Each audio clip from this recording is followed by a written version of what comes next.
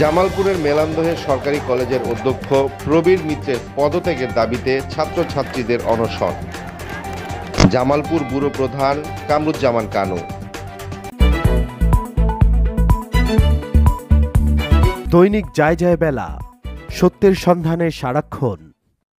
মেলান্দহে সরকারি কলেজের অধ্যক্ষ প্রবীর মিত্রের পদত্যাগের দাবিতে ছাত্রছাত্রীদের অনশন।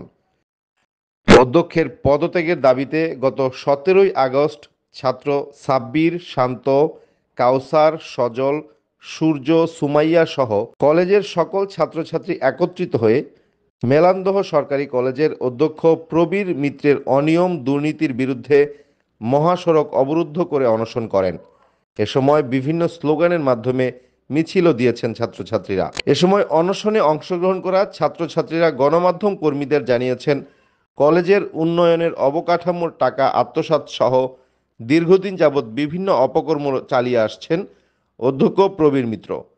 অতি দ্রুত দুর্নীতিবাজ, স্বার্থবাজ অধ্যক্ষকে কলেজ থেকে অপসারণ ও কলেজের উন্নয়নমূলক কাজ অব্যাহত রাখার জন্য এ অনশন করেছেন।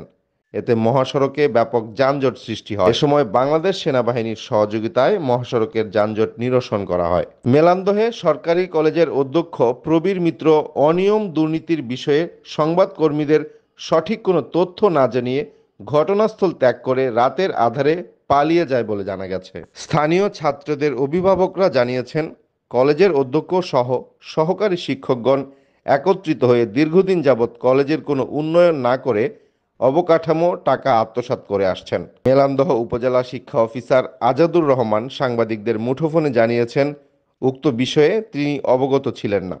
তদন্ত করে অতি দ্রুত অধ্যক্ষের বিরুদ্ধে বিভাগীয় ব্যবস্থা নেওয়া হচ্ছে।